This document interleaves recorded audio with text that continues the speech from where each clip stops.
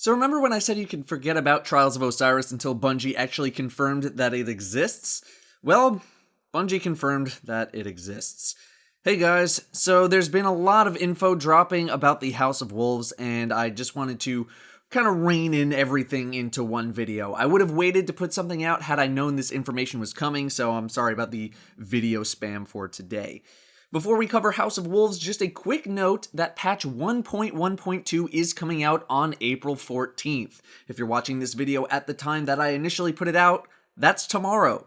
If need be, I'll have a full review of the patch notes on the channel to note the major changes, but I have a couple of videos already live about some of the changes coming. For most of you, here's the one thing that you need to know. More vault space tomorrow. Moving on. As you may or may not know, House of Wolves is coming to consoles on May 19th.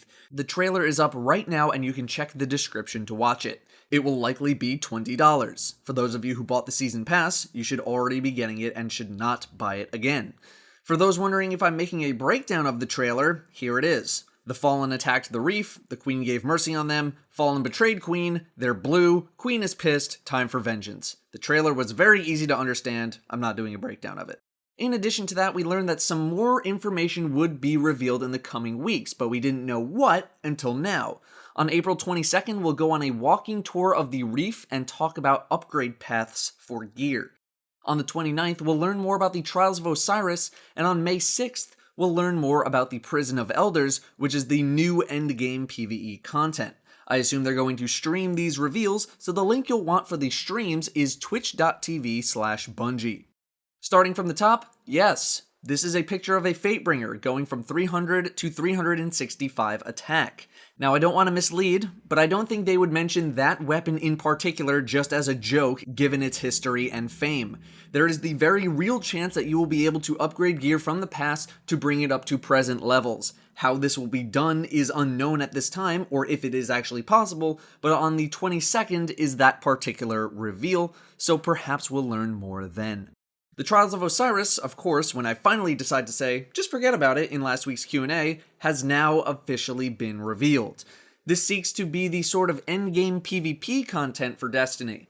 While there is plenty of data mined information, it was data mined a very long time ago, and at the moment, I don't have any more details on the experience, other than it will likely end up being very competitive. Those looking for more information will want to stay tuned on the 29th for that particular reveal. Finally, there will be no raid for the House of Wolves, but rather a new experience called the Prison of Elders, which will be the endgame content. The Prison of Elders is a 3-player cooperative multiplayer arena, which a lot of people are speculating to be some sort of horde or firefight mode. May 6th is the day that you're going to want to tune in to learn more about the Prison of Elders. As for my thoughts, I am pretty sad that there's not going to be a 6-player PvE experience in Destiny for the next couple of months as an endgame player. However, I'm not going to sit here and say it's a terrible idea or this is a great idea because I don't know. I'm sure Bungie has the data on people playing in the endgame, and this could have been a very conscious decision that they made to test the waters of a new experience. That, or maybe the raid they were working on wasn't done. I know I'd much rather them put out no raid than a broken or half-assed one. I'm sure the raid is one of the least played things in the game as well. Most endgame content in most games ends up being some of the least played stuff. This new experience could also lay the groundwork for some new content in the future, and if it turns out really well, then no one is going to have a problem with it.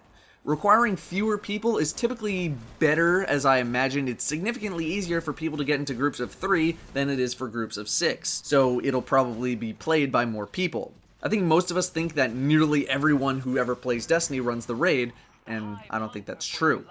All I will say on the matter is that the Prison of Elders needs to be rock solid, because the raids, as busted and broken that people can make them, have been some of the best experiences in the game.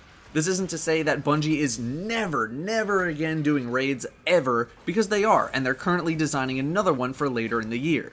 The Prison of Elders may have more options for replayability as well. I know people get sick of running the same thing over and over without being able to change things up a little bit. Bungie had said that it focuses on variety, replayability, and skill after all. Only time will tell how true that ends up being. Bungie definitely needs to start looking at replayability a little bit more, and this might be the first step towards it.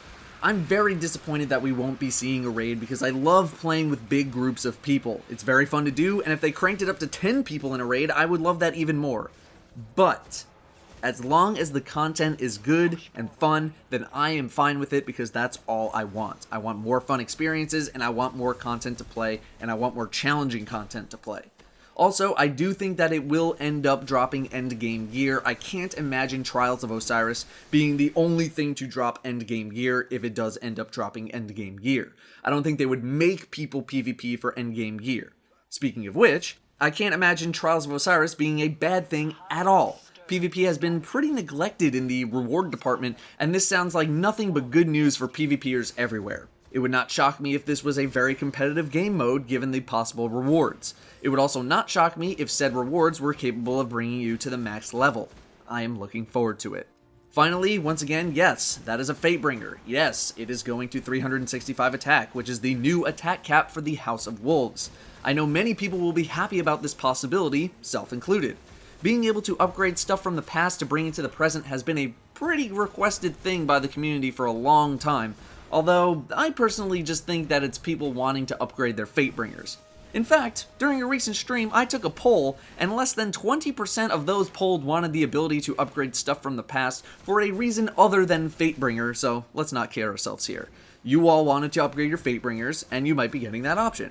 As for the concept as a whole, I'm okay and not okay with a couple of things. I'm on the fence. On the one hand, it allows for people to mix and match a lot of stuff, bringing back items that used to be relevant back to once again being relevant. On the other hand, it can create weapon stagnation, where the repertoire of weapons we might be seeing slowly decreases until there's only a very, very small pool of weapons that anyone would want to ever consider. If Bungie wanted to break that trend, they would have to create even stronger weapons than the ones currently available, which might affect balance. Regardless, plenty of people are going to be happy with these additions, and I don't mean that to sound like I'm not happy about it, because I am very happy about it. It's not like I don't like Fatebringer, because I love the thing. As for the House of Wolves as a whole, I've been seeing a lot of people saying that they're not getting the expansion because there's no raid, and I've seen a lot of people calling Bungie for doing X, Y, or Z stupid, but here's the deal. I know, you know, and Bungie knows that they have a lot riding on this expansion and that it's got to be very good, or at the very least better than Dark Below was. This isn't a Comet level expansion. I don't think we'll be seeing sweeping changes to the game, but I think this expansion is going to start to set up some stuff that may become more relevant in the future. If the Prison of Elders ends up being a hit, then that's another activity added to the list that we could have in the future, in addition to raids possibly. If the Trials of Osiris are good, then that's another chunk of content. I can't imagine Trials of Osiris only sticking around for a very short time. We all know the pressures on Bungie to make this a good experience. All we can do is wait and see, and I'll be as honest as I possibly can with you guys about the content we end up getting. That is going to do it for me though. Thank you very much for watching, and I will see you next time.